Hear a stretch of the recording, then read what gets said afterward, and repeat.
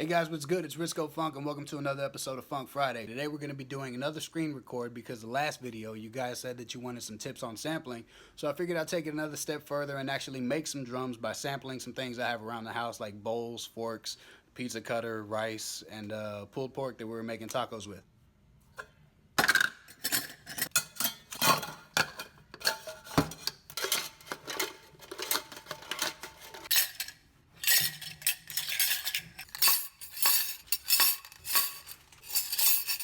Fuck you, refrigerator.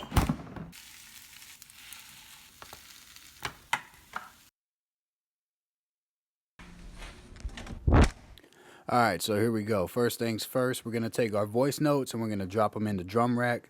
I'm going to truncate the samples, just taking the little pieces that I want that I could turn into drums. Here's a little sample of what we got.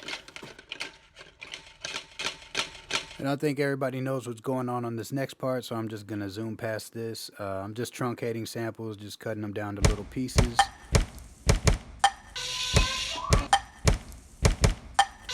Playing around with ideas, making a drum loop. That's pretty much what I'm doing here. I'm just cropping out the loop that I was happy with, and we're just going to keep moving on. Next thing I'm going to do is I'm going to introduce some choke groups.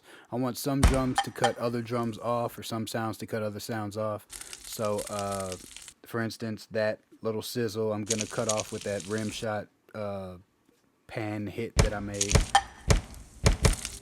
And you can hear how they cut each other off. They don't get in each other's way, and that's kind of what I want. And that sounded good, so we're going to go ahead and move on and make a shaker out of stirred rice. Awesome. Now here, I just wanted to match the BPM to this little loop that I made out of forks and knives and a Yeti that I was shaking around. And we got it. Just adding a couple more elements, fleshing out the groove some more. We're just going to keep building, truncating this vocal of my daughter making all the noise.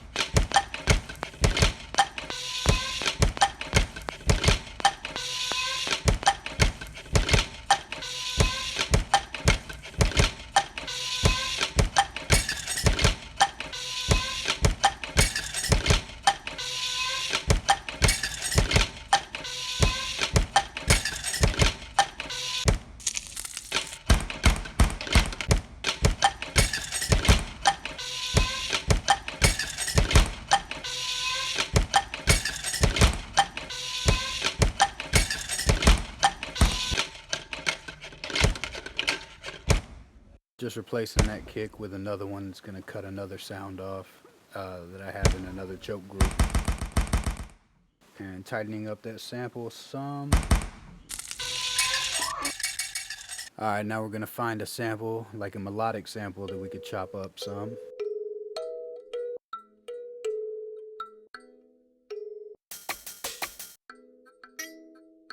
And we have a winner.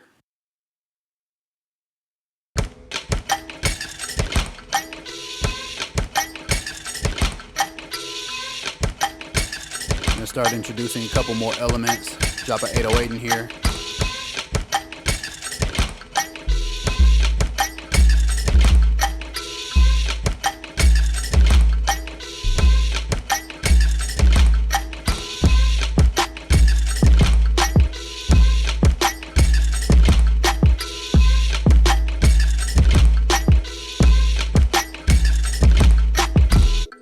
Alright, so this is how I chop my samples in Ableton. I set wart markers, and then I right-click the loop.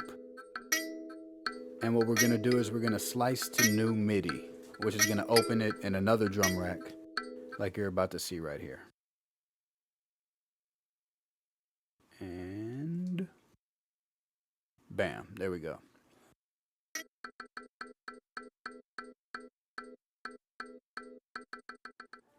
And we're just going to zip by this again. This is the same as what I did with the drum samples that I made. I'm just chopping down or truncating the pieces that I want.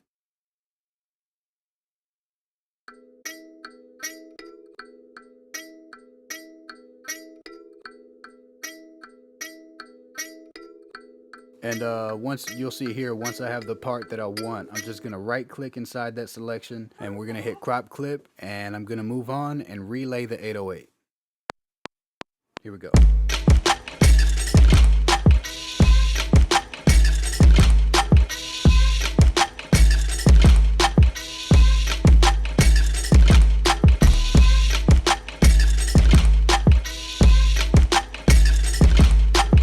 And this right here is just boring EQing stuff, freezing and flattening MIDI down to audio, so I can manipulate it later. And now we're about to add a counter melody with a synth I found in Serum. Here we go.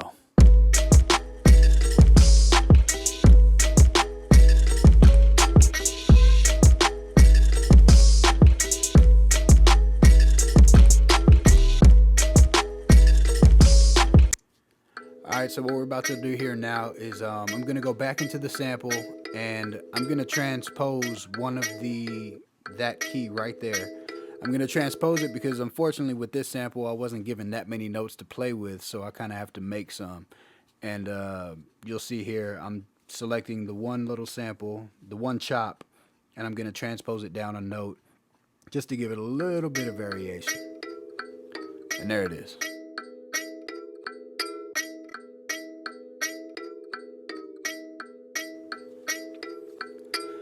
Now, one of the things I noticed with this sample that was kind of weird to me was that it's detuned in a weird way. It has a cool texture, but when I played it up against the other stuff in the beat, it just sounded weird after a while. So I detuned it negative 36 cents, and it sounds cool there. And we're just going to keep it moving. And you can really tell right here when I play the other sample. See, it's weird.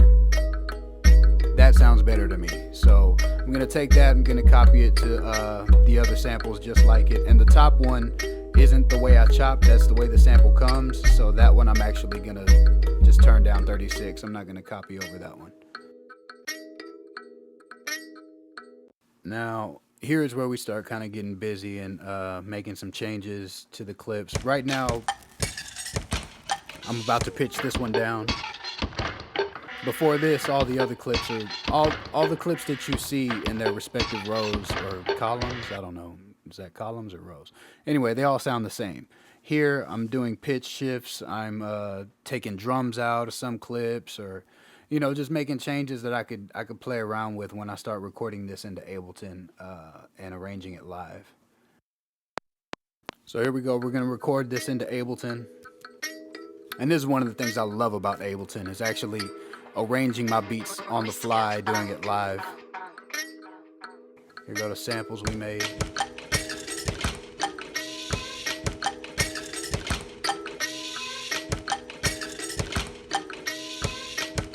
Comes the drop.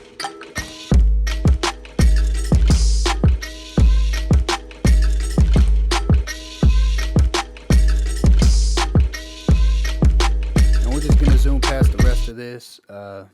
I'm just basically launching clips, having fun really, and then going in here and making arrangement changes and sequencing the beat a little bit, giving it some drops, some switch ups, fixing any mistakes I may have made while I was playing it live.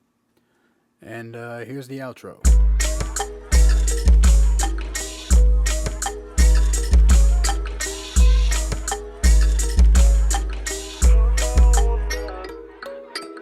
And that's the video, guys. I hope you found some valuable information in this video. I hope this helped with your workflow in the future. And if you like this video, please leave a thumbs up, leave a comment, share this with your friends, and subscribe or follow depending on what platform you're watching this on. See you next Friday.